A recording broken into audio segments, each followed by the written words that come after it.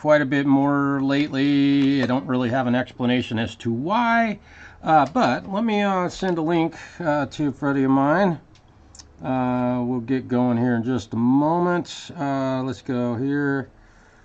I'll see if my phone works. Oh, I gotta put this on. I want to turn Wi-Fi on. Okay. There we go. Just so my let's see. Let's go to view channel, and we'll go to live, and we'll go to this one. Okay, so here I am. Let's see if it'll open my live stream on my phone. Huh, interesting. I've experienced this today where if I click on that, it doesn't open the live stream. I've tried to open a couple of my live streams, and I don't know what has happened with this, but I'm unable to share, I guess. Copy link. Okay, so I'm just going to do that. Now, I don't know what's going on. OBS is working weird. Windows must have done some kind of update for Windows 11, and so again, they can mess up a wet dream. Let me see. So let me send a text to the guy that owns this guitar. Let's see. The finishing touches.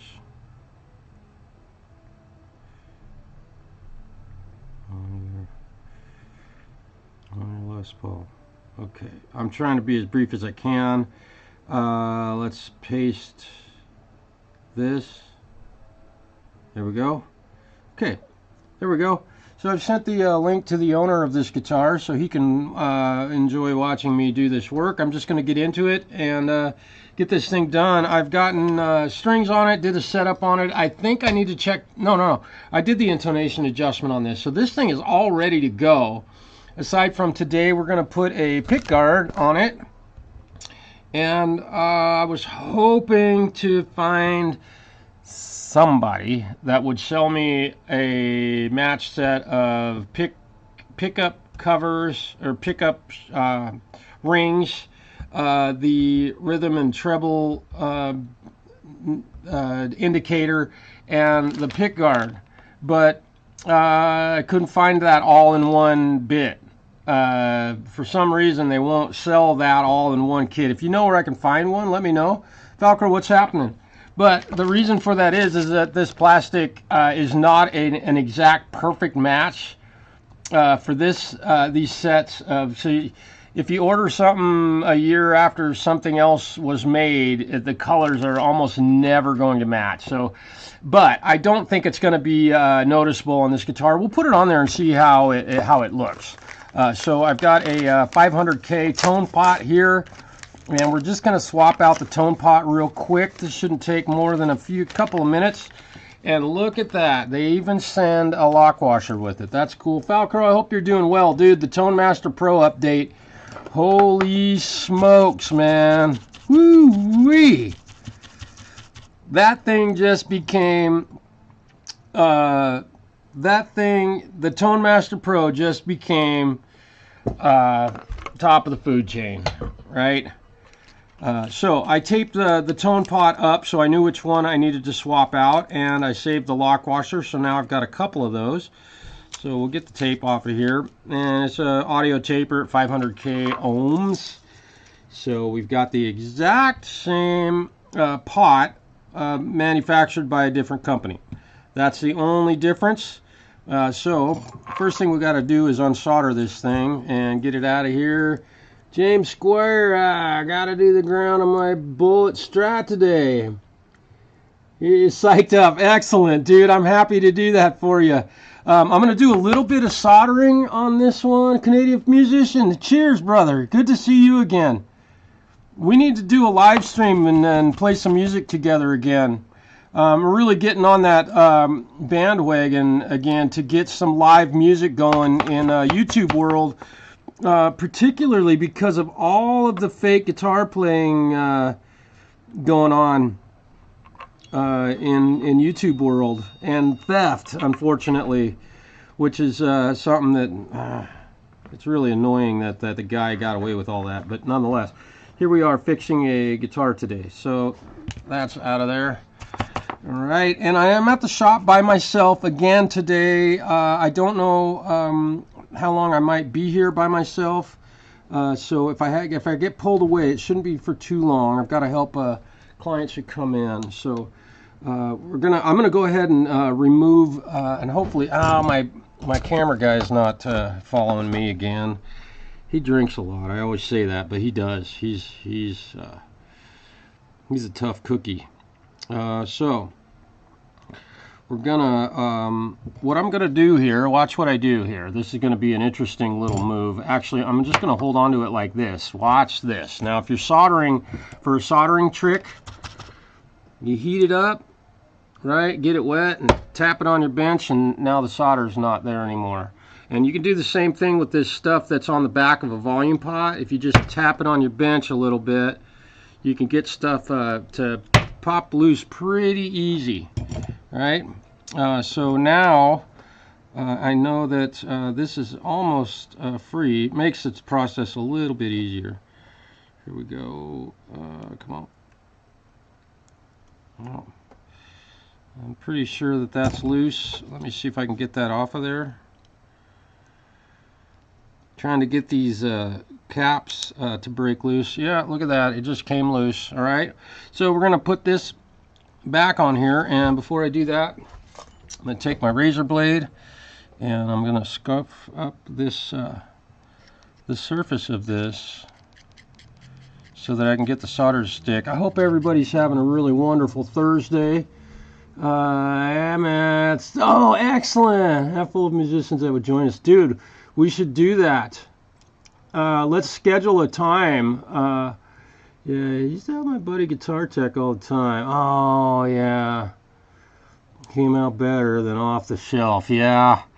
That's my goal with everyone that I work on. I won't say that I'm better than the guys at Fender or Gibson or Epiphone or Court, but I definitely do my best to make guitars better than they were when they got here. And if it means just polishing up a little spot on a guitar, you know, that's part of the work that I do. I got a lot of people who really enjoy the work that I do. So I'm pre-soldering a little bit of a glob of solder onto the back of this pot so that I've got something to solder to. Not a ton, just a little. You know, I'm not going to make a big mess out of this thing, right? Just a little spot. And then we'll go ahead and get this capacitor put on here. Now, I'm going to also scrape this pot, or this terminal here. I like to, sometimes they come coated with some crap that the solder doesn't like to stick to, or they're corroded a little bit and the solder doesn't really stick to them. So this is a good move if you've got, even with brand new pots, if you're going to be soldering to these things, I do highly recommend that. That little step can save you a lot of agony having to fix a solder joint that you did exactly right but not exactly right, right? Okay, so I'm going to go ahead and grab my little extra set of hands here, just because it makes it usually a little bit easier. So we're going to hold on to that, right? And then see, now again, with electrical stuff, it will never do what you want it to do. It will always go someplace where it is not wanted to go, right? That's just the way electrical components work. Now my soldering gun is a little bit too hot right now, so I just turned the temperature down on it. Mine has a little temperature, so I'm priming or tinning the gun. Get a little bit of solder on there. See how it's going. There we go. Just a tiny little amount of solder, and then on this one we'll do the same thing. Obviously the cap leg was already tinned, so we got a nice clean looking solder joint. Looks like they did it at the factory, right? There we go. Falcro, I would say that. I got your 6. Okay. I did stage check assistant position. Oh yeah, cool. Toronto. Oh, that's awesome. I never bought a Gibson that I didn't need a kit. Yeah, I have a lot of guys that buy them that bring them to me before they ever play them, just for that reason. But Gibson's doing a pretty good job. I will say that. They are not... Whoop, there we go. Let me see if I can put a ding in this guitar. My goodness, I am like... I've dinged on this guitar a little bit, and I don't feel good about that. So we've got our contact here. I'm going to try and get that wire to stay put right there. Get her to solder in place. I'm going to tin my soldering gun. Good grief. Be careful, dude. There you go. There's that, and then we're gonna get this end of it stuck here. Do a nice clean job and hold it in place. Try not to let it move much so it won't crack. And it's dried and done. We know it's in there. Let's plug the guitar in, make sure it works, right? Let's see what happens. Because the idea here was to replace this, this is an Epiphone, by the way, was to replace this pod because it was making some noises that was not, it just didn't, it was clicking. You know, I had a little bit of clickety click going on. So I'm using the lock washer that came out of it. The other one didn't come, and this one came with an actual tone capacitor. So, and I know I'm talking way too much, but I'll try to keep you guys posted on what's going on here. And we got the nut and washer for this guy.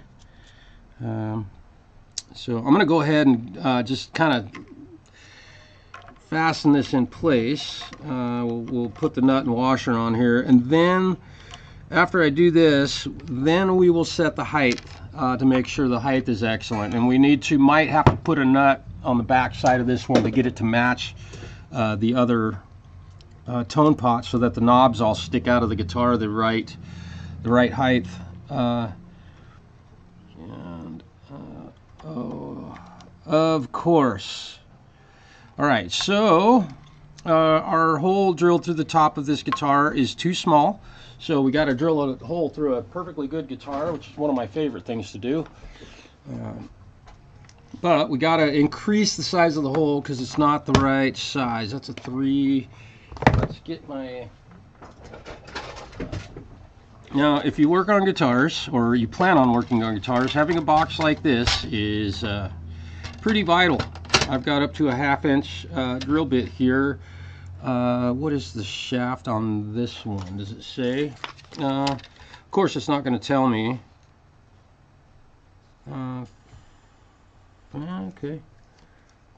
Well, we'll just compare bits and see which one will make the hole big enough. I think this is the correct one.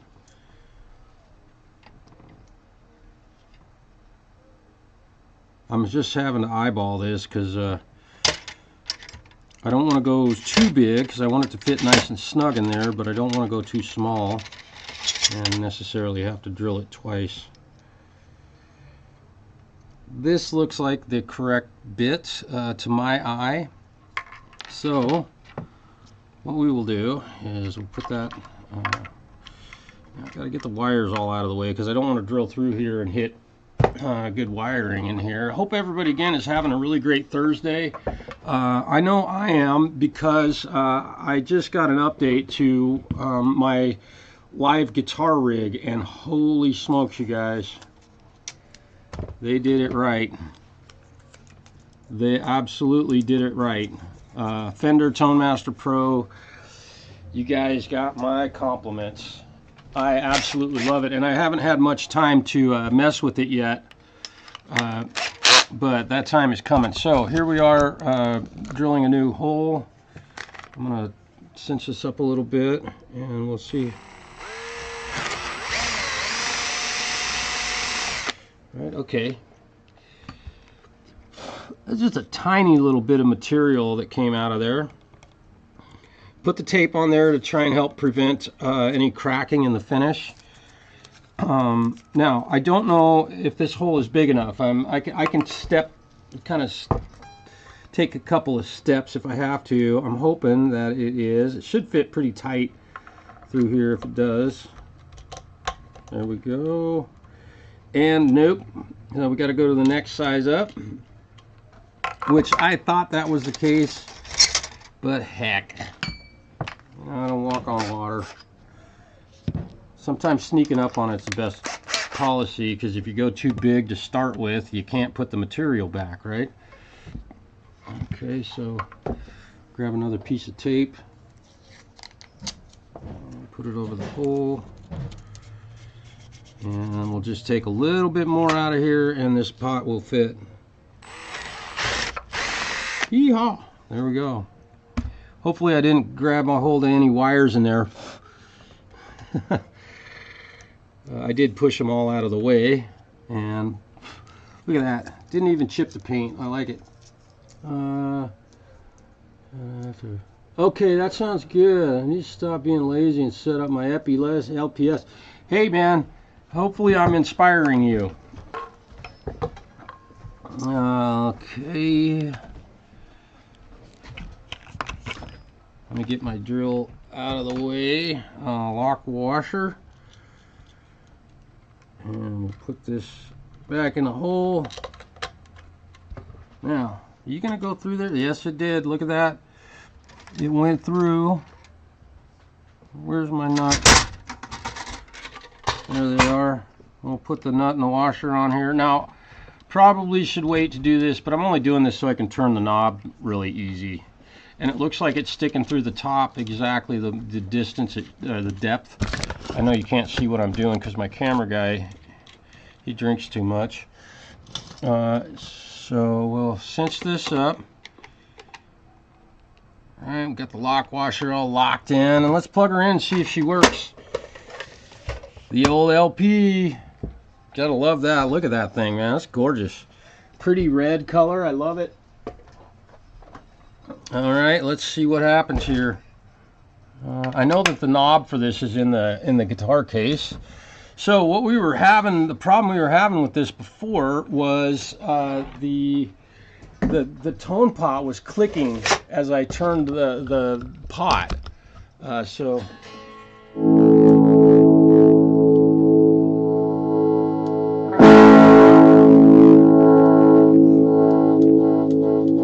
it's like a wah pedal or a oh, what do you call it? Yeah, a wah pedal. They do that on Telecasters before they invented the wah. Right, so let's play it and then.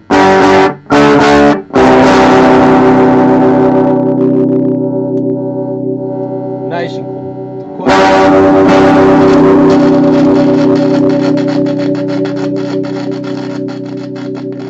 that one's making some noise too.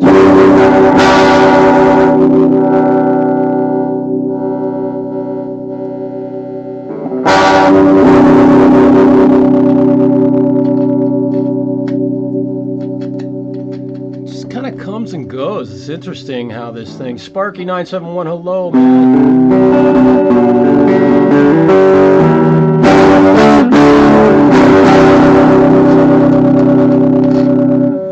I don't know.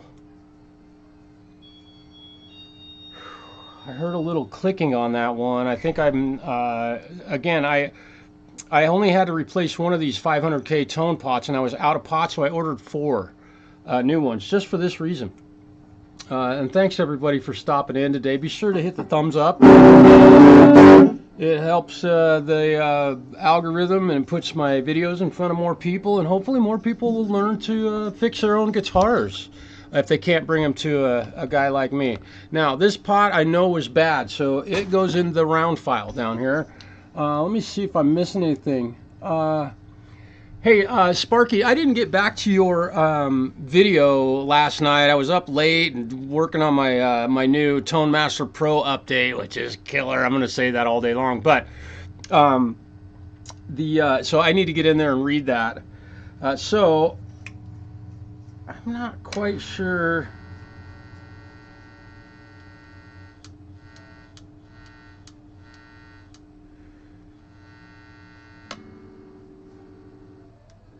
I'm going to add some overdrive to this guitar sound. I got to turn the volume up on my pedal so that I can get some level out of it. Let's see what happens with the... This is I don't think I'm going to swap this one out. We go to the middle position. It's nice and quiet. Nice and quiet. Yeah, I think we're okay.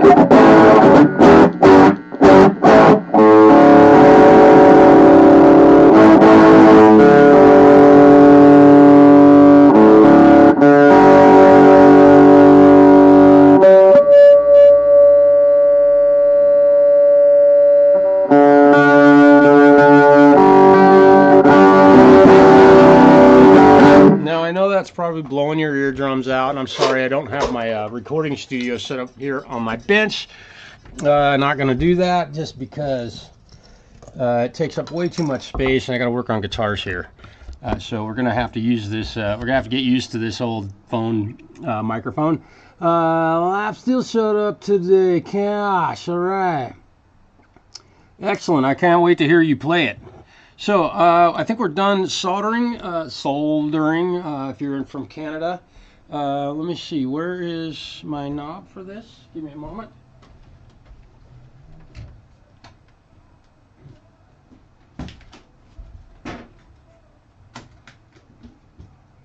Where's my knob? Where's my knob? There's my knob. All right. And Jeff, if you're watching, man, this thing's going to be really killer when it's done. I really enjoy how this thing plays. Now, I'm just testing this to see what the height of this knob is going to be like on here. And it looks like it's matching up with the other ones pretty nicely. It's a little bit harder to turn, but I'm guessing that the tone pot on this guitar is probably not going to get turned a whole lot. And it matched up perfectly, which is very rare. Usually they're way too tall or they're too short or something. So that's great. So we're done with that part of the project. I'm liking it. Getting something done here today. It's nice to get something to Halcyonic Kaiju. Yo, how we doing, man? Welcome to the show. THEFALCRO. Dude, I hope you can get that your Epi all going. I don't know. I don't remember what all you have to do on that thing. It's hard to keep track of you goddamn guitar players. Gall darn guitar players. Always got some trouble. Always. Okay, so this set of bits was a gift from my journeyman, and it has saved my butt so many times. So get one of these. They're awesome, and it comes in a nice metal case. It's by Hanson, and I don't know if this is made in America or not. It's got a dot number on the back here, but killer set of drill bits.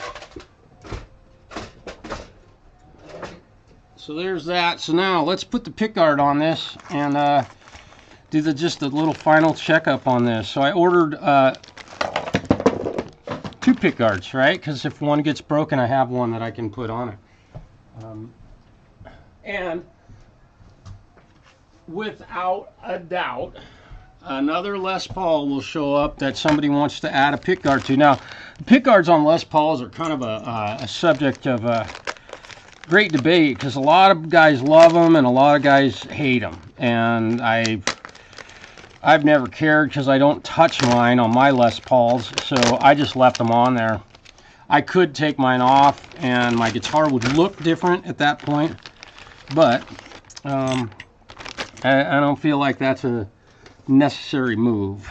Okay, so it's got a plastic cover on it, which is great, and we got this little bit of hardware here, so I'll get you down here where you can see what I'm doing.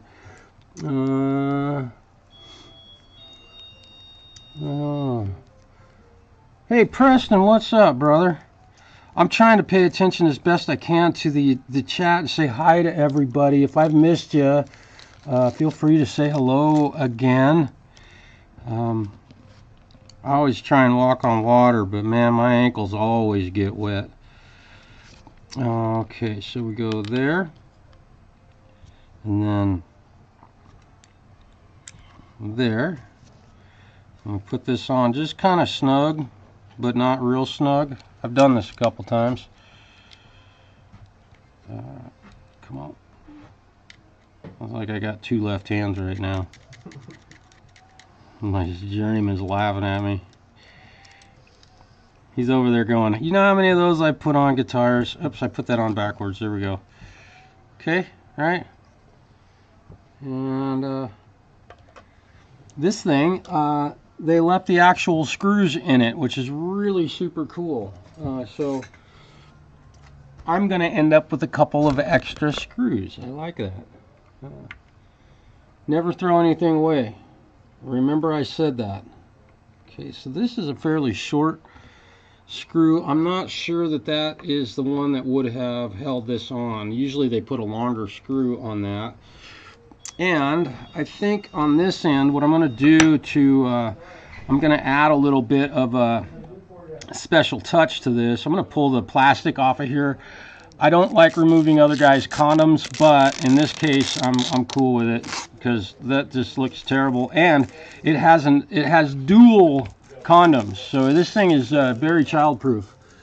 Yeah, I think they look better without. Yeah, a pickguard. My OCD won't let me have holes. It's just screws. I hear you.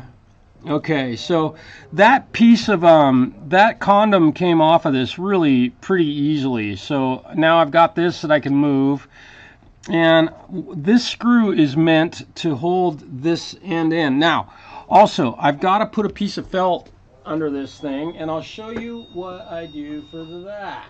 It's kind of a neat little trick that I've learned, and I usually have a couple of little felt washers laying around here, and look at that. There's one right there that's kind of torn, so I wouldn't want to use that on somebody's guitar in that capacity. So we're going to get our little razor blade out, and we're going to make this small enough that it will fit. I'm going to cut some off of this. It doesn't have to be perfect because this is going to be invisible under this guitar, but I like to put the felt on here just so that in fact, let me do this. Get my scissors out. I know you probably couldn't see what I was doing there. I'm just cutting a little excess material off of this piece of felt.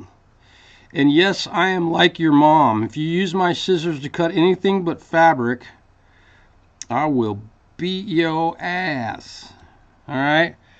So there you go. Although you can't beat a kid's ass anymore because they're, you know, you go to jail. But that's just the way it is. Alright, I'm going to use this smaller screws. So I am going to replace these screws. So now I've got that piece of felt in there, so it won't be beating up the body of the guitar. Now, I'm hoping, let me tighten this one screw down, and alright, look at that, it fits perfectly. I cannot believe it. Wow. Okay, so that is where this needs to go. Alright, but I did not tighten this screw down all the way, so I'm going to see, I can't reach it. So what we're going to do, we're going to loosen this up. We're going to loosen this up. Okay. Keep that right where it is. It's kind of snug right now. I'm going to grab my little crescent wrench. pull this bad boy back off of here. I just like to get this set screw, like you, I'm kind of OCD.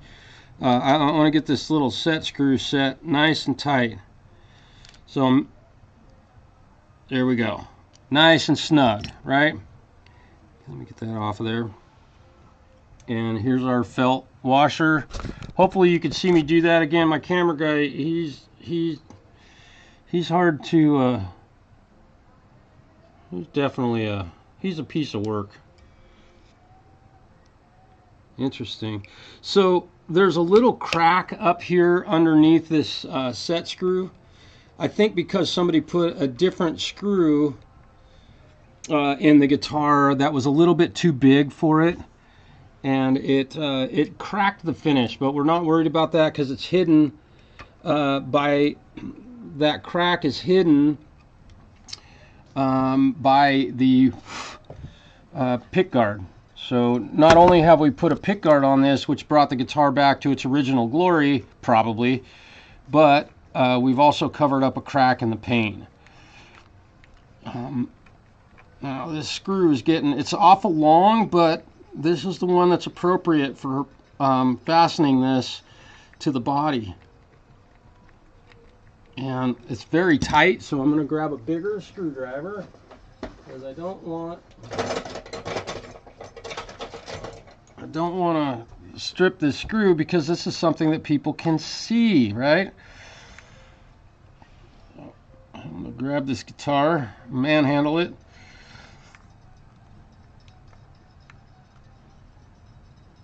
Okay, so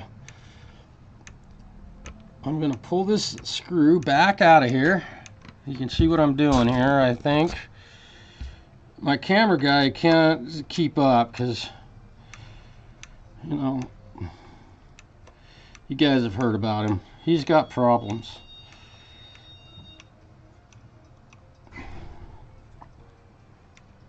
Okay, come on. Now, never use a power tool on a guitar.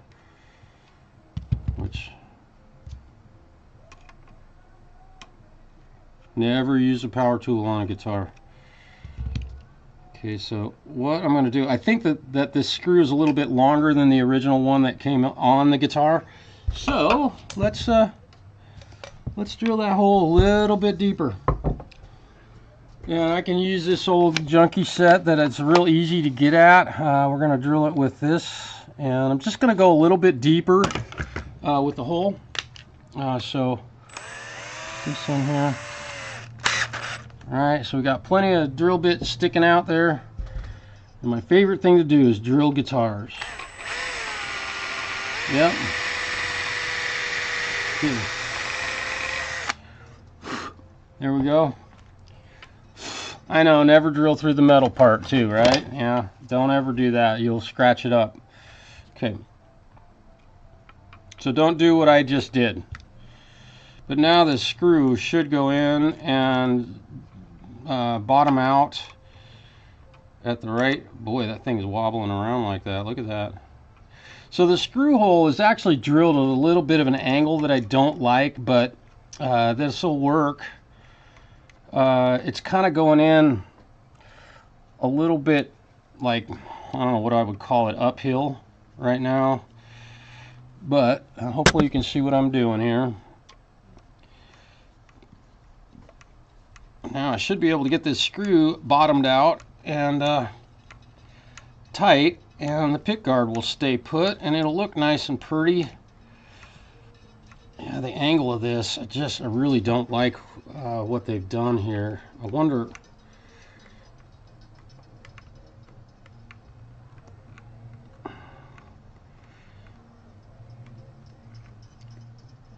there we go. Okay, that looks great. Boom, we're done. Unfortunately, when an Epiphone drilled that hole, it wasn't drilled very correctly, unfortunately, but we're going to leave well enough alone because that's something that's very small when it comes to the stature of the guitar, the playability and all that stuff, and you really don't see that, but that, I don't know if you can tell that screw is a little bit wonky, but we'll let that slide today. So there it is, and again, I attempted to order a set of new pickup rings and a pick guard. They call this cream. They call this cream, and they're different colors. But now he's got this pick guard on here that'll protect the guitar from getting hit. Now, I think even on a lot of Gibsons, there might be a little discrepancy in the color. One other thing I want to do is I want to back this one screw just a little bit. There we go. All right, so the Epiphone Les Paul is all put back together again. Let's play it a little bit, see what she says. Marshall, I found a few of those compensated bridges. Yeah. There you go. They are pricey, dude. You can buy, definitely you can buy aftermarket ones. If you want to buy one from that period, yeah, you're going to pay a bit for those. From that era, would have done that screwdriver. Would have definitely scratched a guitar. Yeah, well, you know, you got to be careful. It can happen. So, I think I'm done with this. How are we doing today, Stu? Not horrible. Mm-hmm. I got to work 3 weeks straight. You got what? I got to work 3 weeks straight. Mike's taking off this Monday and Tuesday, and then Chris is taking off Monday and Tuesday. So I got to get my mindset wrapped around it. But you like seeing me every day. I do. No? It's a joy. And I can always ask you a question, and you always have the right answer. Probably 90% of the time, yeah. You have the right answer every time, 90% of the time. 90% of the time, yeah. All right, so now we have a new tone cap. Perfect. It's what is this, a .02? What's the number, 223? I can't see the numbers on this, even. Let me get a light here. Oh, where's my light? Oh, my light vanished. I didn't do it. I know, it's probably in my. It fell down inside my toolbox, right where I thought it would be. Let me see. It should be a .023. Does it say .022 or does it say 220K? What's that? 220K. .0022. I see 223K 47. 223? Yeah. Yeah, that's 22 with 3 zeros on it. The picofarad rating would be a 022. 022. Yep.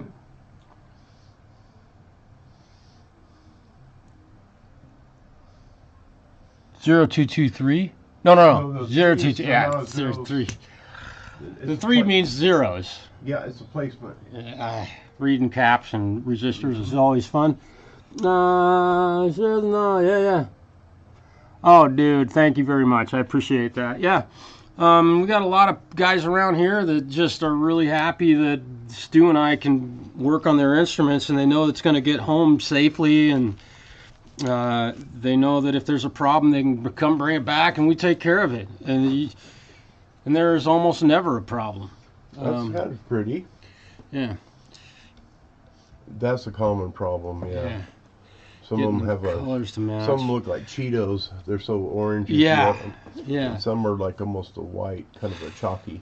Yeah. This is more of that chalky white. Yeah, and they call it cream, which is what this guitar, I looked it up, and they call it with cream trim. Well, the thing is, if you get one that's real creamy, it usually ends up being like a Cheeto. Yeah.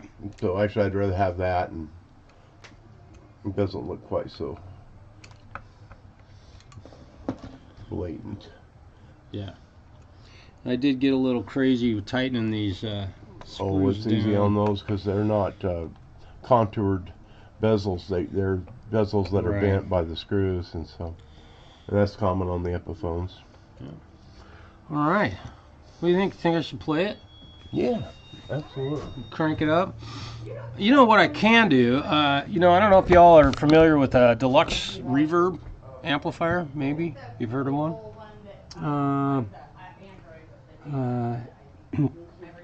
Sparky, thanks for saying that, man. That's the whole, really the main purpose of my channel. It was a lot of music, and now it's just a lot of guitar repair. In fact, I need to go back and delete a bunch of videos because some of them are really terrible. And I can do that now that I've been on YouTube long enough. I got some clout, I guess.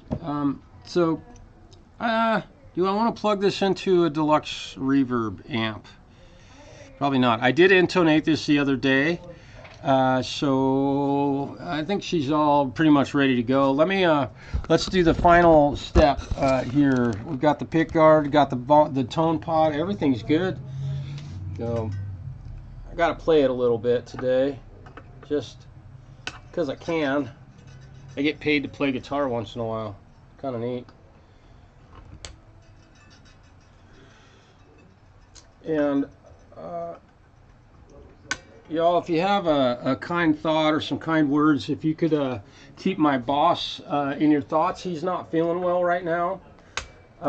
He has gotten sick with some kind of bug, and it's just like a cold or a flu virus, at least at this point. And he has stayed home, and he never stays home because he's ill. So just keep him in your thoughts if you would. His name is Mike, and I'm not the praying type of person, but if you are, please say a prayer for Mike. Right, man, this thing is pretty darn good, and it doesn't have strap locks. Maybe I should ask Jeff if he'd like me to put a set of strap locks on here. I don't know if he's going to be playing live much or standing up with a strap on the guitar at all. I just don't know, but I'll ask him before I can do those in about 5 minutes. So let's see what this thing sounds like and plays like. Okay. You don't want a ton of overdrive. Now, I really do wish, I do kind of wish that, and forgive me, I'm going to get you over here so you can see what I'm doing. I do kind of wish that I did have my audio interface going here at work, but so I'm not able to really get you a very good solid guitar tone aside from out of my little toy amplifier over here, which is that. All right, so if you got a problem with my tone, talk to the hand. All right, okay. And I'm going to turn the volume down on this so that it's not like blaring loud to y'all. Hopefully this is hopefully this works all right. And let's see, get the guitar.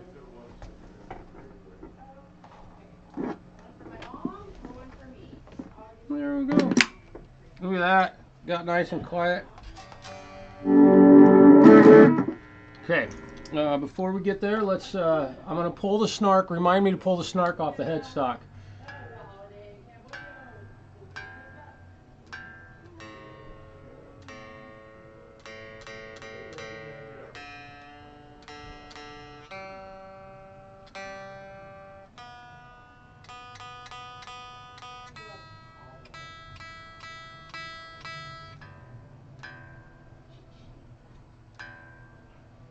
Got to get it perfect. I know you can't probably see me very good, can you? Is that better? I don't know, my camera guy, man, he's sleeping. And he's drunk. I'm going to give these strings another little...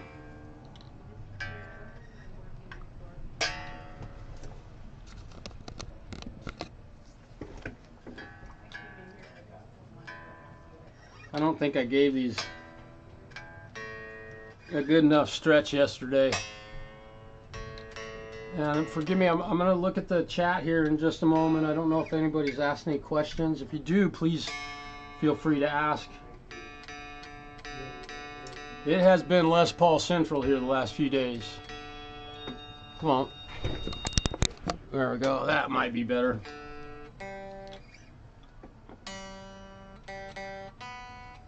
Glued a headstock back on one. That guitar turned out so nice. It plays like a dream.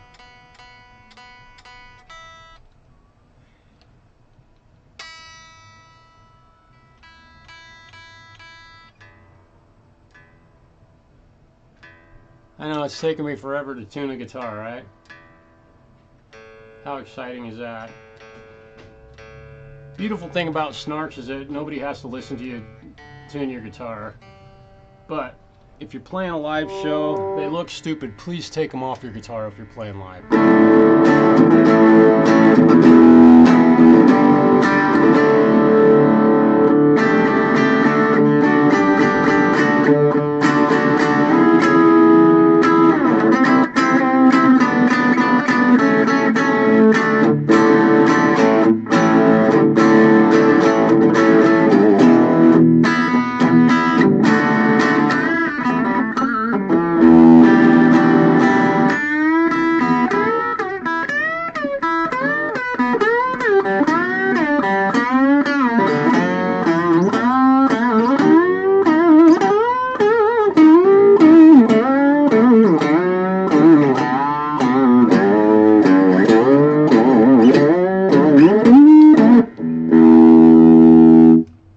That's fun. Now it should stay in tune a little better. You manhandle these things.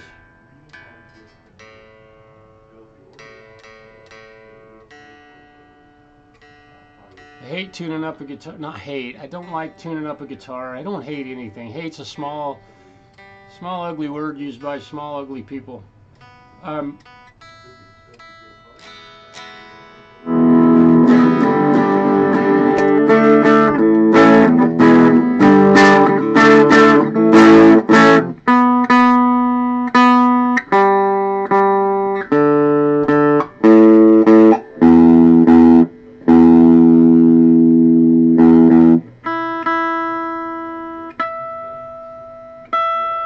Okay, so the intonation I think is out on this guitar, which is why when I'm playing a chord on it, I'm not liking what it sounds like. So let's go ahead and intonate this thing, and I will be using my favorite tuner in the world. They're not fun to use live because they're kind of hard to see, but for doing setup work, a Peterson strobe tuner is by far the greatest, most accurate tuner there is. So that's my humble opinion. So I'll get this hopefully where you can see it. Let me turn this sideways here. Hopefully you can see that. Put it over here. And I like to use the neck pickup on a Les Paul. It seems like the Peterson reads it a little bit better.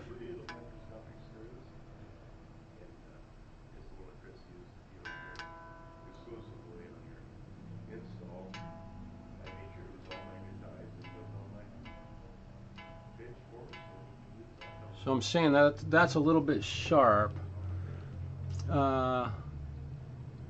That's saying it's a little bit sharp, so let's just move it.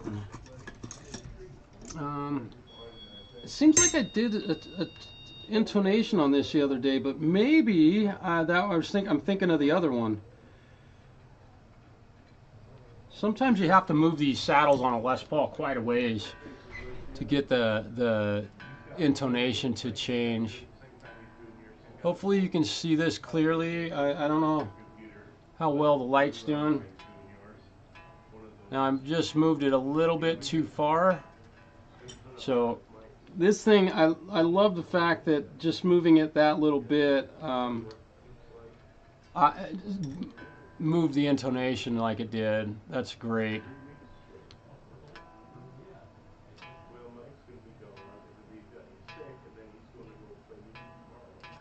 Still a little bit sharp, you know, these little moves.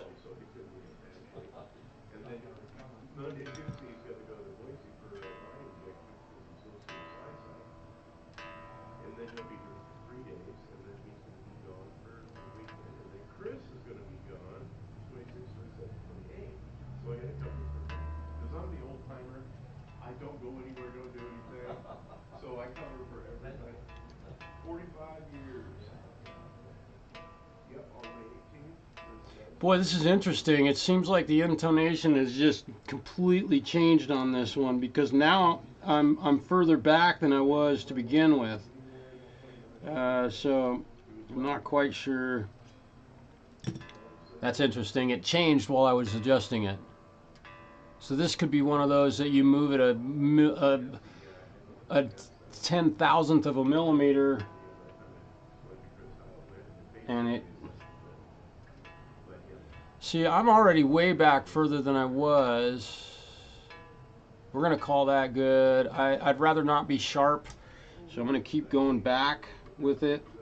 If it hints, you're always better to lean on the side of being flat if you're having trouble getting a guitar to be intonated properly, because you can bend a note sharp, you can't bend a note flat.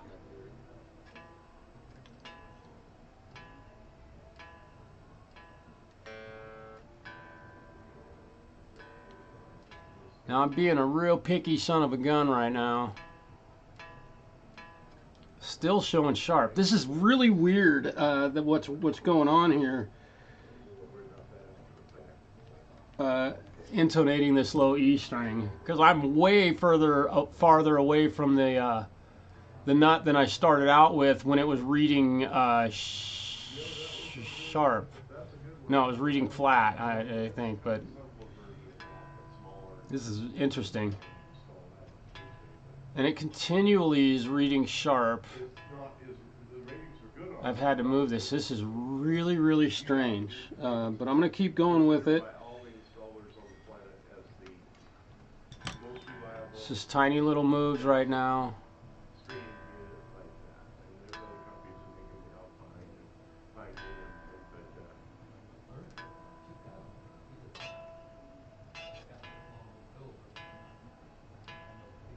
I mean, you guys have watched me move this multiple times now, and you're still seeing it reading sharp. And I've literally moved that saddle easily over 1/8 of an inch both directions. This is really a strange thing going on here. But I have to trust my tools.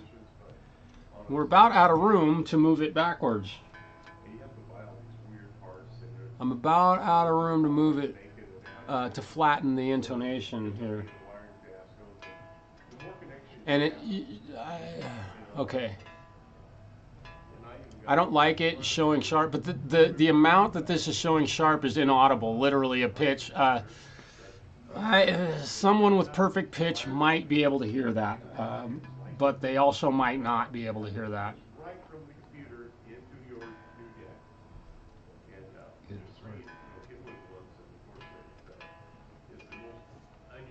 This is tripping me out.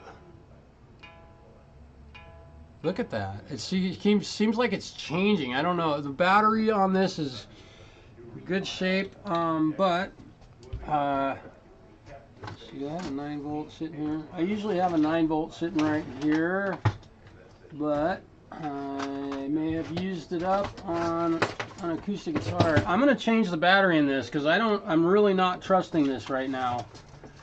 It's doing some behaving really weirdly. It's not normal. Here we go. Oh yeah, look at that. I got a whole bunch of batteries right here. Boy, and I know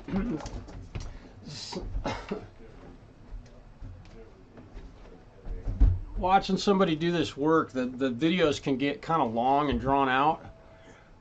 Which I totally get it, but this is what it takes, and I like to do my job perfectly.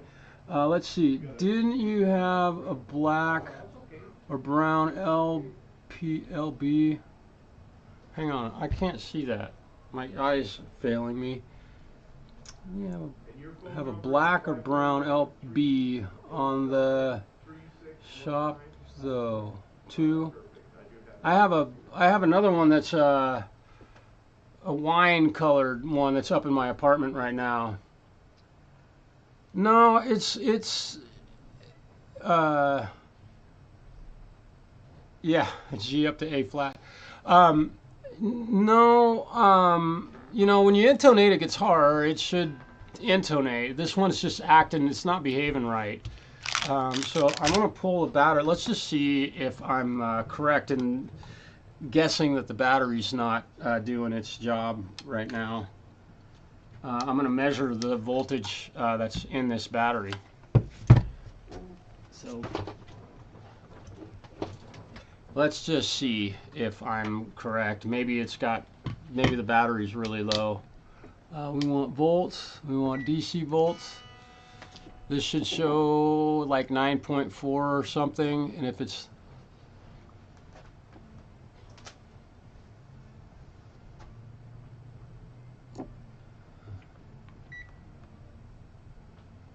wrong. There we go.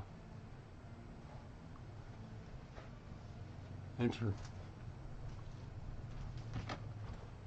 I wonder if something's going on in the world right now. 8.74, so this battery is a little bit low. I mean, this is the battery that you put in your, yeah, I have that other one. It's up in my apartment right now. I'm letting the lacquer cure a little bit more. I did wet sand it and polish it yesterday. This is the battery that you want to put in your tube screamer. That is the perfect voltage for a tube screamer to sound wicked. It gives it a little more grit, a little less output. So let's measure this one and we'll see what happens. 9.6, right? So usually, and this is an Amazon battery. They work great. So I need positive. Huh. Seems like I just changed the battery in this thing, but who knows. All right, let's try this again. Turn your... I'm going to take my glasses off, and I'm going to pull them up a little bit so I don't bang this guitar up with my glasses hanging off my neck. Now also, you know, I should have done this before I got kind of ahead of myself, but let's check the neck relief and the string action before we do the intonation.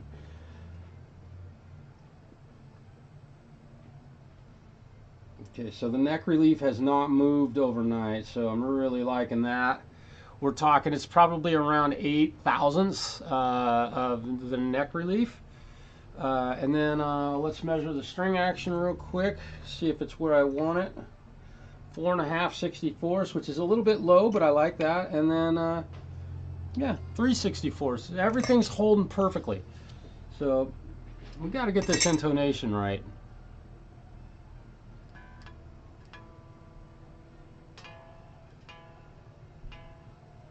So it's still reading a little bit sharp. So I don't know if I can move this saddle back any further. So I am out of adjustment room on this. So that's as good as I can get it with a set of 10 gauge slinkies on here. And hopefully that's perfect. It's a little bit of a pain, but I'll swing to the... Wow, this is just strange. Okay, so that's as good as I can get it on the E string. Sometimes we have to stop. I can't move this any further. It's actually easier with race once it's in there. It's actually easier to race with. And I'll check the messages, the chat here in a moment. So again, it's pretty sharp. So I definitely did not intonate this guitar yesterday when I worked on it. Or day before yesterday. And my order of operations is, if I'm just doing a string change and kind of a setup, I do the neck relief first, string action second, and then intonation. And then if I have to do any work on the nut, I do that work. That's my order. Still reading a little bit sharp. Now, you could probably leave it there, but I have room, so I'm moving it. And probably going to end up having to flatten all of these strings ever so slightly. And I'll look at the messages here in a moment. When I get this A string perfect, there we go.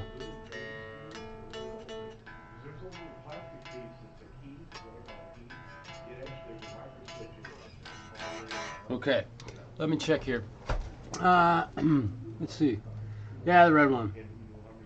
Yeah, that's a great guess, Sparky. Again, on the intonation, it could be new strings, but you should intonate a guitar with new strings, because you know that none of them are dented where guys have been playing them in frets. It's the best time to intonate guitars is brand new strings.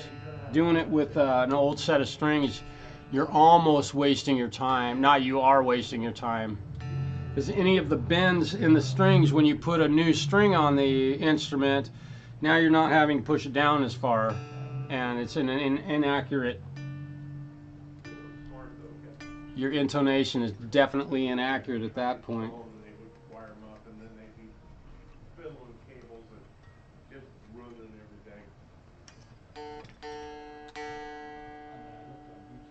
This thing's going to be as perfect as it can possibly be, though.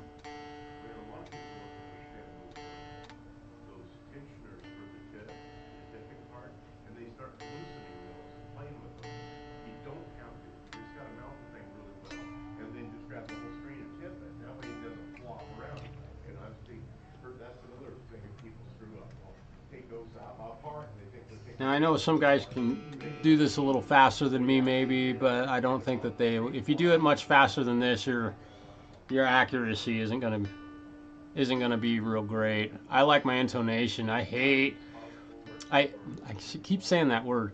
I don't like playing a chord and have anything be out of tune because of intonation. And I have a pretty well developed sense of pitch. I don't have perfect pitch, but I'm awful close. I can hear the tiniest little. There we go.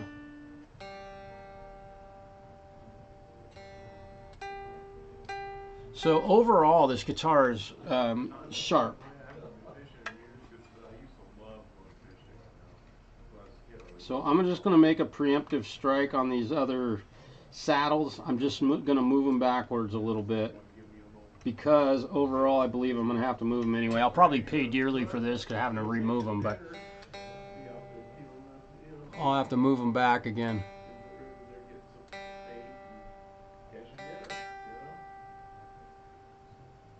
And another thing you might notice that I'm doing while I'm checking this is I'm using the harmonic at the 12th fret.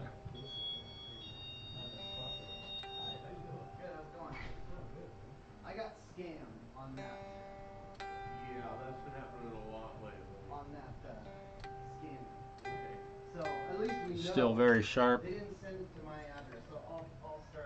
And oh no. Come on. Come on.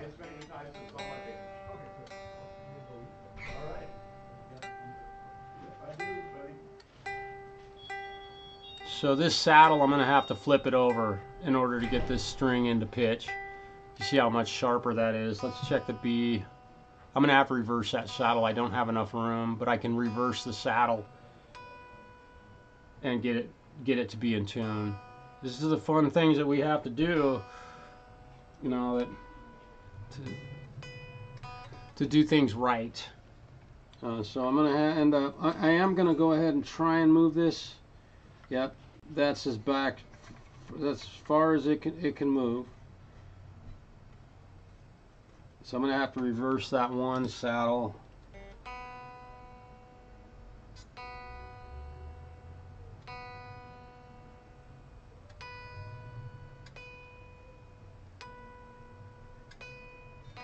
Man, I can hear that this is out of tune. Ugh. Come on. That's as far as I can move that one.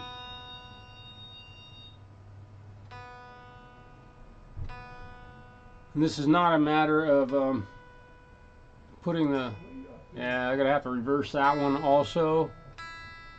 The B and the G and the E string are the ones that, you know, I'm really careful. I'd rather have them flat because they're so easy to bend. Hopefully I've got enough room here to move this E string back, so it looks like I do. So that might be the only saddle that's actually facing the opposite direction as the rest. Just doesn't seem like it's changing regardless of what I do. This is one of the downfalls of Gibson bridges. It's nice that they're adjustable, but you can't adjust them nearly as far as you can on a Fender.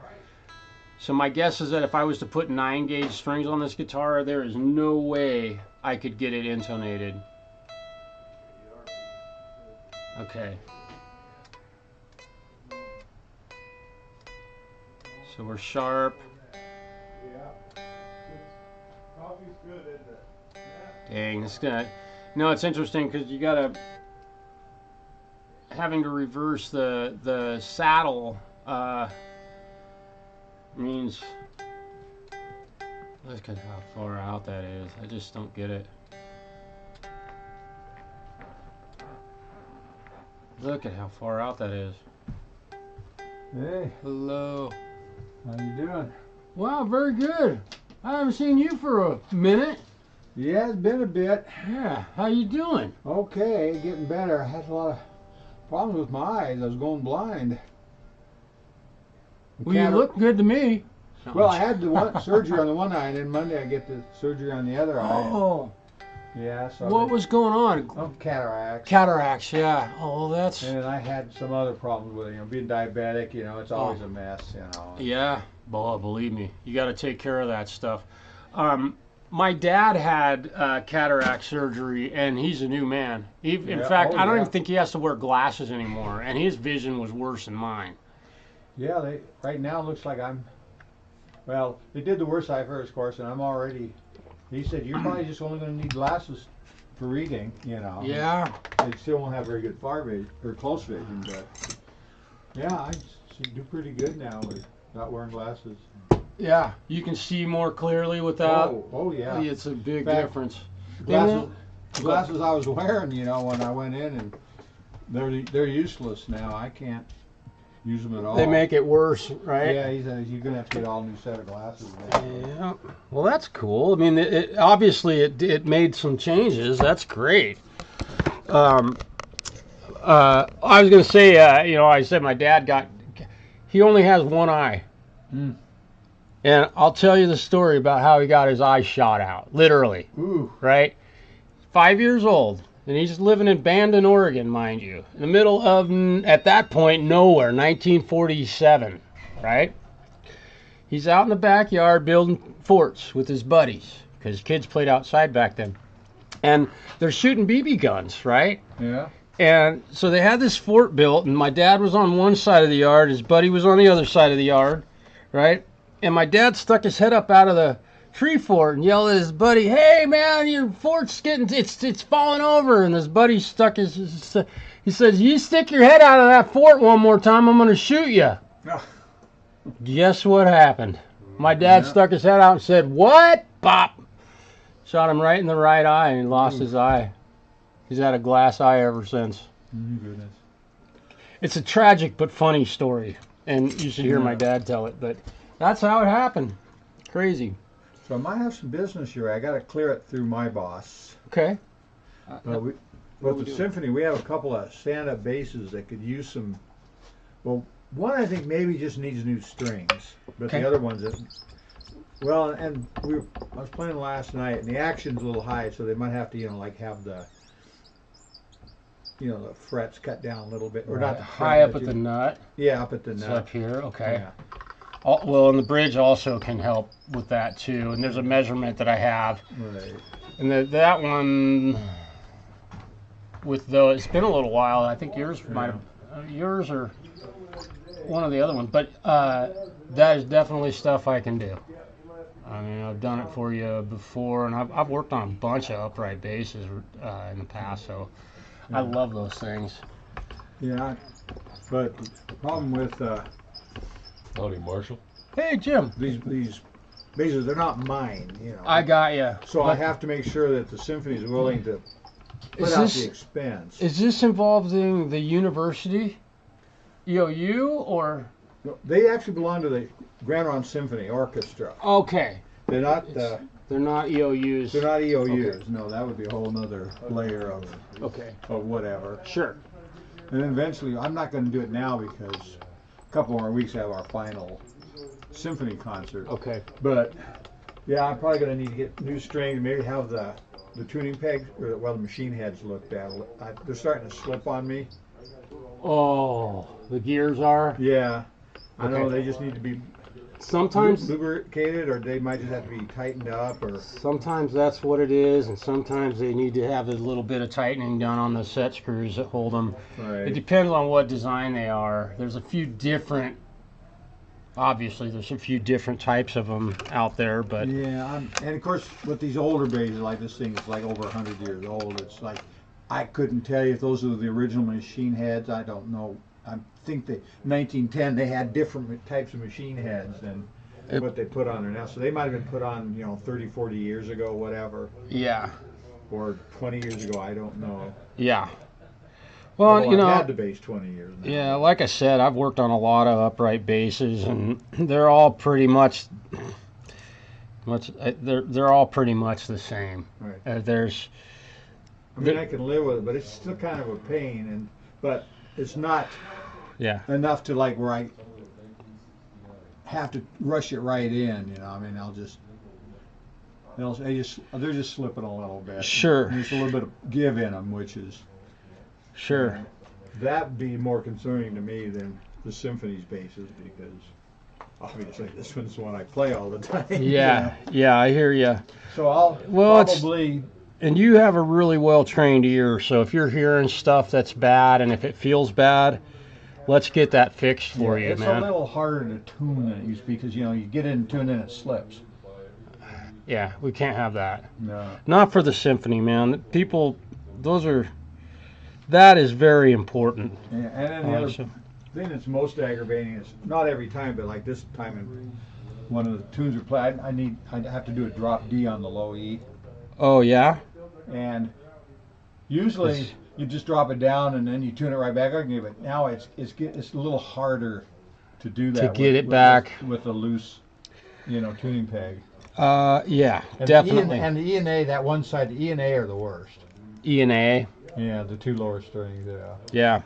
So it's more like on that one side, but. Well, we'll see. Yeah, well, we can check how level the fingerboard is. If it's got some unnecessary wear, we might want to sand that thing down a little bit and get it flat. But you worked on it, maybe a year ago now or something. Remember when you restrung it? Yeah, yeah. You did some. It plays a lot easier. Yeah. Okay, so that's one that I just worked on. It probably well over about a year ago, I guess. Yeah, I remember that. Anyway. That one's the one you're having tuning issues with? Right, yeah. Okay. Yeah, and I play every day, so. Yeah, I don't remember, it's been long enough ago. I just worked on 18,000 other instruments since then, right. But I don't remember working on the machine heads on that one, or remember there being any issues with them at the time. Putting the new strings on and you adjust the action a bit on it. So. Yep, that was the main thing. So I'll probably be dropping by. Probably expect to see me probably around the 1st of June then. Okay. All right. See you guys later. Bring it in. All right. Good to see you again, man. Congrats on the eyes. While I'm at it, I'm gonna go ahead and oops. What do I got? I think I have a student's. Oh no, I have a doctor's appointment today. Okay, so I gotta be at a doctor's appointment in an hour. Oh, don't fall out of there. Okay, I'm gonna go ahead and reverse this one also, so you can see the whole thing. It would have been wise of me. No, I just have to do this, because I can move this one back a little bit further than it was, and that will give this instrument a chance to be able to be intonated more accurately. It's kind of interesting how you got to do this. Yeah, and Sparky, I'm actually reversing all three of them because now, because of the sharpness of this neck, I'm just going to say that the neck, this is placed too close to the nut when the guitar was built, which I tell you, that wouldn't be the first one. I've worked on Gibsons that you reverse them and it still isn't enough. But now you can see that I've got some room to move them back.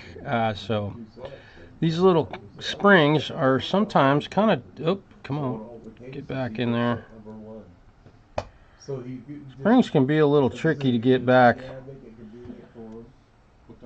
Get back in here. Come on, get down, because you're pushing up and down at the same time, kind of. Come on. And the guy says, well, that was pretty good, but I think I want to hear more of a nylon. There we go. There we go. Got it. We got our little spring back on there. And remember that our saddle was facing this direction, right? Okay. So now we get to tune it all back up. And because I did this, I will likely, after I'm all done with this setup, I'll put a new set of strings on here. Taking them on and off like this really weakens them. They'll break pretty easily, so we'll see. But you just loosen the strings up, you can get the saddles out of. Oops.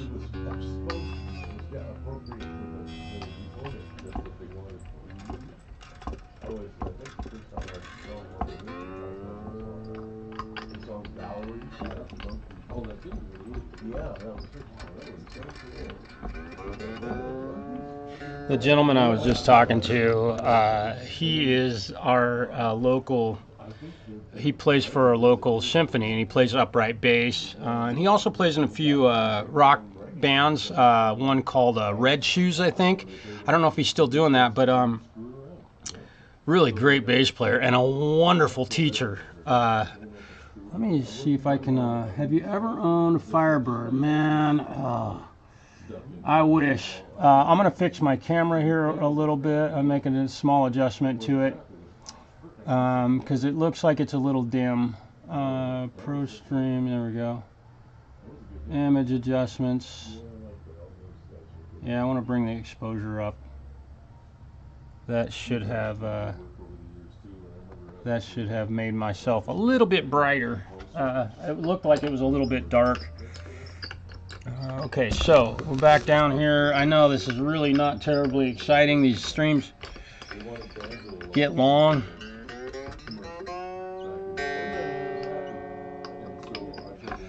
Alright, here we go. We're almost there, and I should be able to get this thing intonated properly now.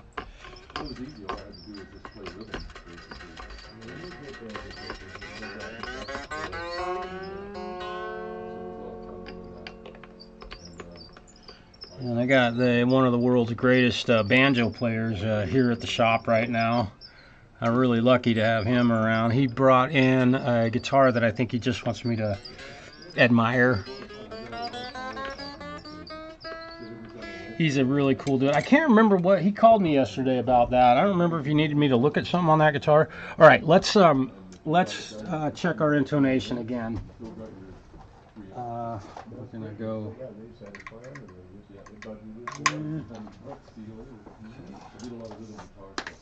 All right, so now I think we're getting down to the end of the rope here where we can actually play this thing and have it play in tune.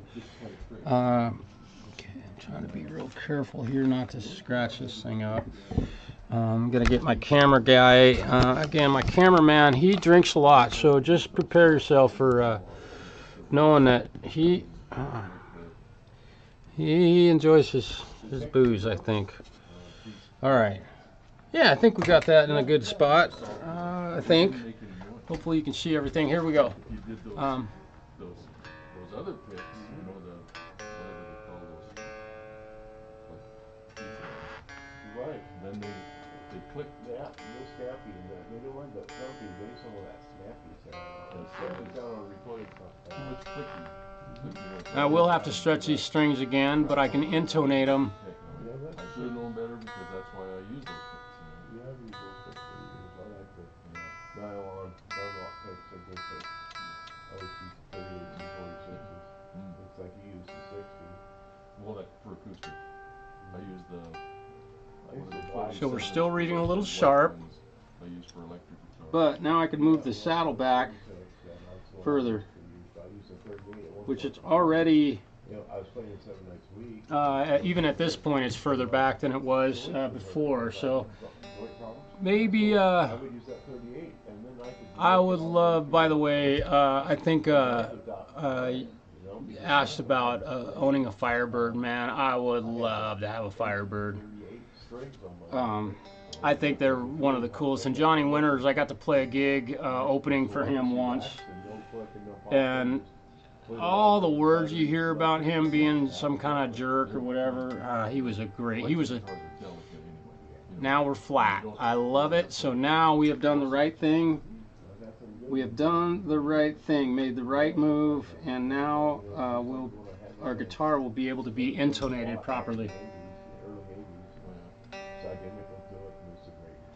it the Strat style? It's the Strat. It's a Blazer, but it's the first generation Blazer.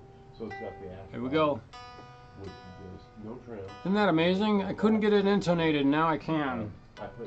Sometimes it takes a little extra effort. And I refretted it the day I got this. You know, Boy, I got that one, nailed that one without even having to readjust it. And again, I would rather have them lean to the flat side of being correct. So the E string is a little bit flat right now, so we'll I've known some guys that move it. Too. They're pretty nice.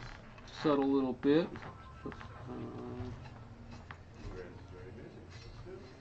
How's it going, Marshall? Very good. How are you? Good, man.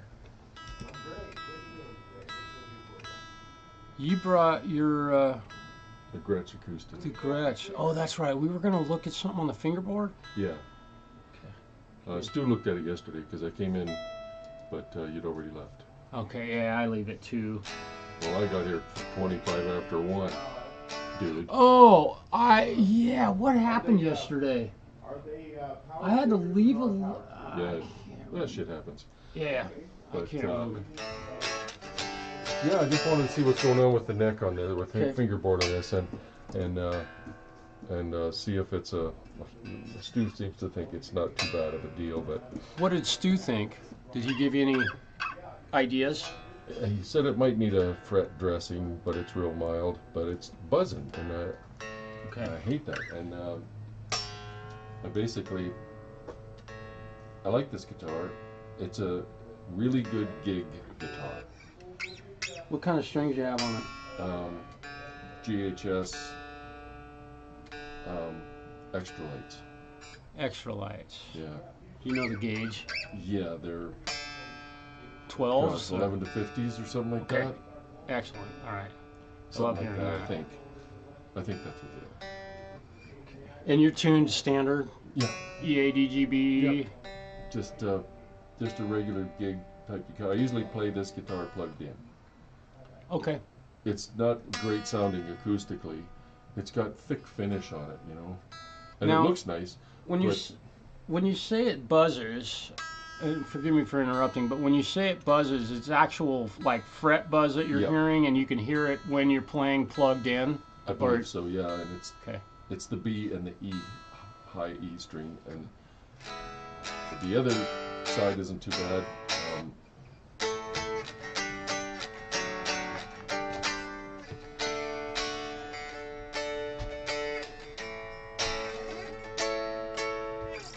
That's a pretty top on that guitar.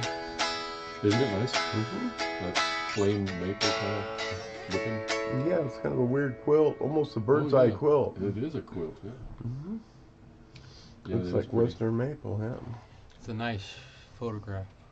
Yeah, nice photograph.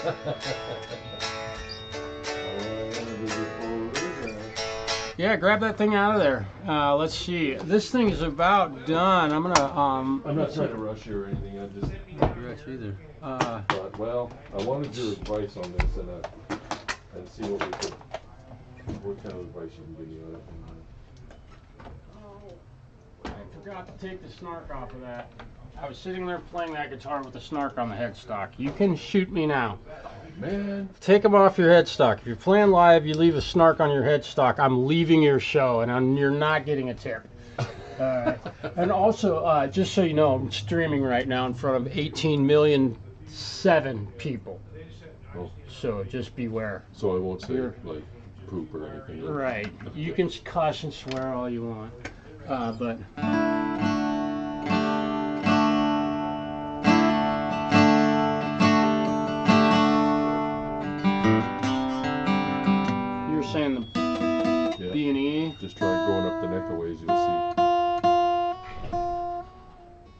Stu probably did this yesterday too, right? A little bit, not too much.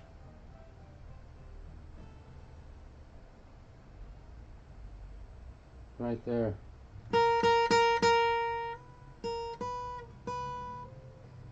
Right? Just one fret. There's one tall fret right there, but it doesn't. I mean, I have to really drill it, but I can see that the clearance between like the distance I have to push down right there. Yeah. Right here, it's about half that much. Oh yeah. So I'm just, and definitely right there. I can't believe that's surprising. That's not even. You can kind of see it. It's got a bit of a bow in it, but then there's usually that hump right where it joins the body on most of those. This, like, they're yeah. not a high-end guitar, but This doesn't. it doesn't look like it. Because I didn't know if it could be adjusted out or if the frets have to be dressed on it and level things out to make it. Down in here, definitely, because I can probably solve it with a truss rod adjustment. But let's just see what kind of neck, what the neck relief is, real quick. Because I'm gonna put a new nut on that. You're gonna put a new nut on it. Yeah. Okay. For This. for the string spacing. Okay. Okay.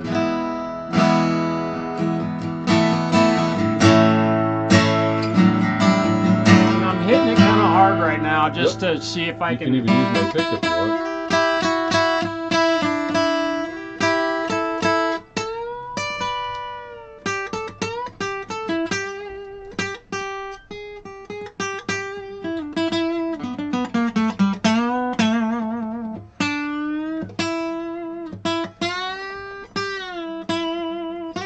I know you probably don't bend like that maybe very much, Nope, but I'm just seeing I know what I what can you're. do. I know what you're doing.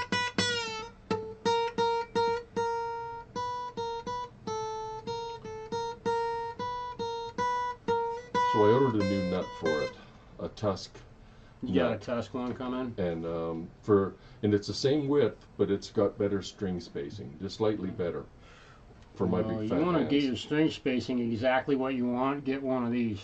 I've got a micrometer, Okay. a digital micrometer at home. Look at that. I know. I thought these Dude, that is the absolute best are best nut, scale. bridge spacing, string spacing tool ever. Stu Oh, Mac did it Stu right Mac- with that. Oh, they're awesome, those guys. Yeah, yeah. So you can move these, you can hold it up to the frets that are, the nut that's already here, and then just move it. Yeah. You're like, okay, that's where I want it. And you just put a little X there and you know that's your low E string. Okay. And you can just mark, you can take a blank nut if you got to use a Right. cut a piece of bone or whatever. The Tusk will be already probably pre-slotted. But Yeah, it's got everything, and I had one before that I had put on. See, I got one of these guitars a while back, and This guitar? yeah, this model, Okay. and String action on this. I'm is- thinking, why am I adjusted the neck to reduce the string height, and it wasn't working. So I looked real close at it, and it was cracking all along the joint Oh. here and on the other side. The finish was all bubbling up and cracking. Was the and I heel went- pulling out? Yeah. Yeah. So I went, oh crap. So I phoned up Fender because they own Grande and told them what was going on. I took close-up pictures of it and sent it to them. They said, okay, yeah, we can see what's happening. We'll give you a new guitar, but you have to drive over to our nearest distributor, which was over in Kettle Falls. Well, I don't blame them. I won't ship a guitar anymore. So, and I said, I got one no in my problem. apartment. Took me a couple hours to drive. There wasn't Sure. no big deal. You were in California at that time, right? No, I was in Omak, Washington. Oh! So I had to drive up to Tonasket, then over the mountain and come into Kettle Falls. Yeah. Now the I can't remember the guy that was the luthier for the Like for an the 8-inch music camera, store and then I have lived that closer. big He lived right in Kettle Falls, so I didn't have to 10-inch, drive south of there to the next town where the music store was, because he commuted every day. So I just went right to his place where his workshop was in his backyard. It was full of guitar stuff. So I got the new guitar, and as soon as I picked it up, I could hear the difference. Yeah. Because it would just sound like shit, you know. So So that's where I got this guitar, and it was just fine. It was a nice new one. So yeah, one thing about this one is the string action is really low. I believe Is it? that's Yeah. 10-inch. It's which I love it. me too. This is electric guitar type low, Yeah. which I definitely appreciate that. But That's an 8-inch, yeah. you may be sacrificing Yeah. that to have low string action. Right. Now, again, Oh, let me go look it up, because I'm gonna look it up. Well, that's what I wanted to talk to This you is about. gonna be different If than the it's price. too low, we can raise it up. You know what I mean? I just wanted to know what you thought, or whether there was something wrong with the neck. Because when you look down the neck, like you usually I do, don't ever look down the neck. I do I that. measure it. and then I can see what's going on. Yeah. And I thought, well, shit, maybe I've got some high frets that are, you know. There's one in There's here, something but it's going not. on. It's like it's not close enough to like for me to go. Yeah, that. I mean, I was drilling that thing, and I think. I mean, I like can see two hits visually. that I can hear it, and it's right in this area, and that's where right where he said. That's where you're. And he says, well, maybe he'll just take a hammer and tap them down, or whatever. Yep, and that's what I'm gonna do first.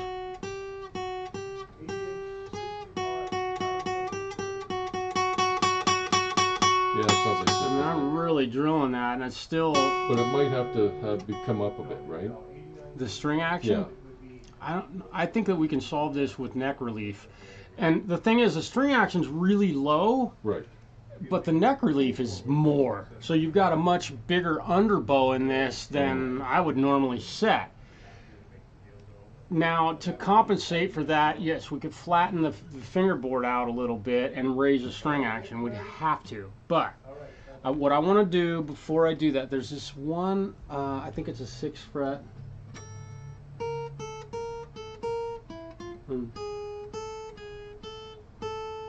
Yeah, so that one, I'm just gonna tap it real quick. Okay. Well, I ordered a new saddle too, but I don't know if I'm going to put the saddle on or not. Okay. Well, if we're gonna do all of that, I just wondered what was going on, and I thought, well, I'll talk to you first about what to do or what not to do. just a light little tap.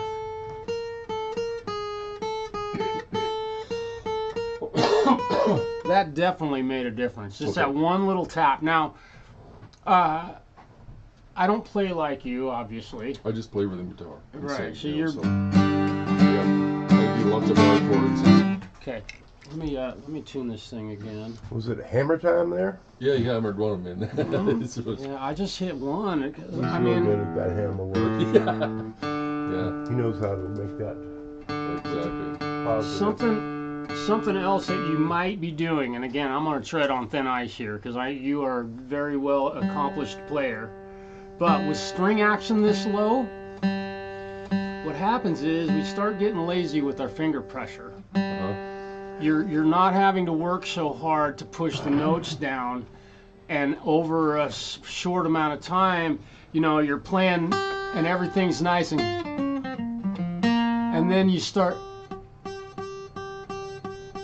doing stuff like that where you're just barely touching the string. And on this guitar, I mean, it's hard to get it, but it can be a technique thing. Mm-hmm. Just with you staying diligent with making sure you're pushing hard enough.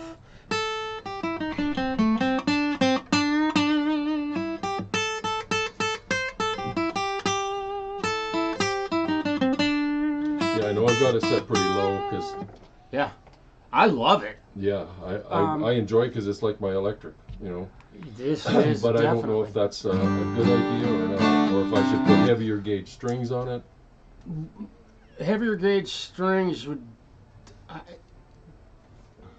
You could probably get away with that on this guitar. It's not going to raise the string action. The bottom of the string's still going to be the same distance from the Right. frets. That's what I figured. So Uh, I like those. They're really comfortable.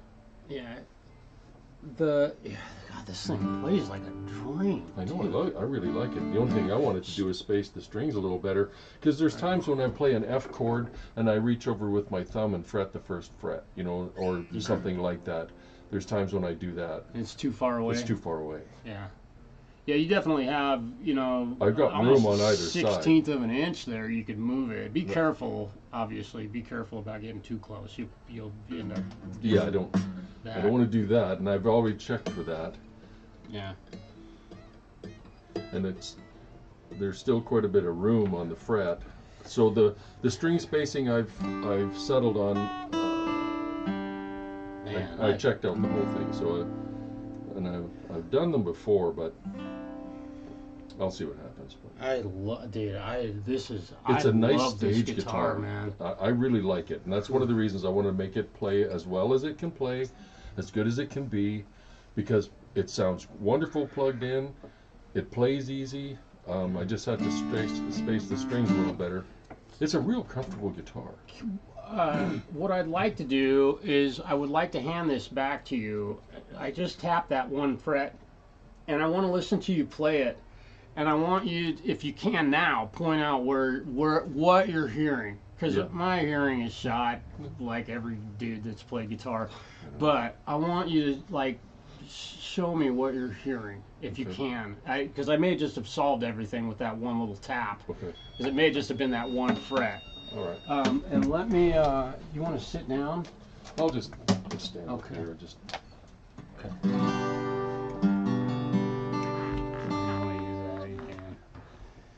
It's amazing when you just move a guitar that little bit, how much they'll go out of tune. Just move it from here to there.